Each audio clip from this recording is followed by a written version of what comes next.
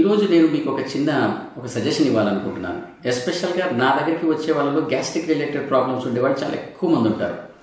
Gastric ఉన్నటువంటి problem వల్ల వాళ్ళకి ఏమనిపిస్తుంది, హార్ట్ రిలేటెడ్ ప్రాబ్లమా లేకపోతే ఇంకేదైనా ప్రాబ్లమా వస్తుందా అనేటటువంటి టెన్షన్తో ఉంటారు. కాబట్టి వాళ్ళందరూ తప్పకుండా ఫాలో చేయాల్సినటువంటి విషయం, నేను అందరికీ సజెస్ట్ చేసేది ఒకటే ఏంటంటే, వీలైనంత వరకు ఈవినింగ్ టైంలో మాత్రం వీలైనంత తొందరగా తినండి. 6:30 to 7 o'clock వరకు మీరు తినండి.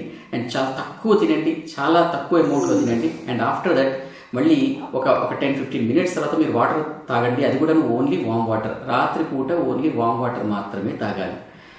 ఇలా ఇది సామాన్యంగా అనిపించవచ్చు, ఇందులో ఏముంది పెద్ద విషయం అనొచ్చు, కానీ but it's very very important. అంటే వెదర్ కార్డియాక్ రిలేటెడ్ పేషెంట్స్కి అయినా కానీ, ఎసిడిటీ గ్యాస్ట్రిక్ రిలేటెడ్ ఇష్యూస్ ఉన్న వాళ్ళకైనా కానీ ఇది తప్పనిసరి పాటించవలసింది. అండ్ మార్నింగ్ టైంలో మాత్రం ఫుడ్ విషయంలో మార్నింగ్ వీలైనంత వరకు ఫ్రూట్స్ కానీ ఇలాంటివి ఏమైనా తీసుకోవాలనుకుంటే మీరు మార్నింగే తీసుకోండి. అండ్ సవర్ ఫుడ్స్ ఏమైనా తీసుకోవాలంటే మార్నింగ్కి ఆఫ్టర్నూన్కి మధ్యలో తీసుకోవచ్చు.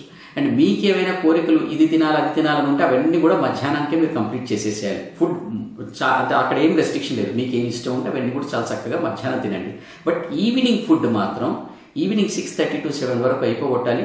ఆ తర్వాత మీరు వాక్ చేస్తారా, ఇంకేమైనా చేస్తారా, ఏదైనా పనిలో ఉంటారా, what ever it maybe, but warm water మాత్రమే తాగాలి వీలైనంత వరకు.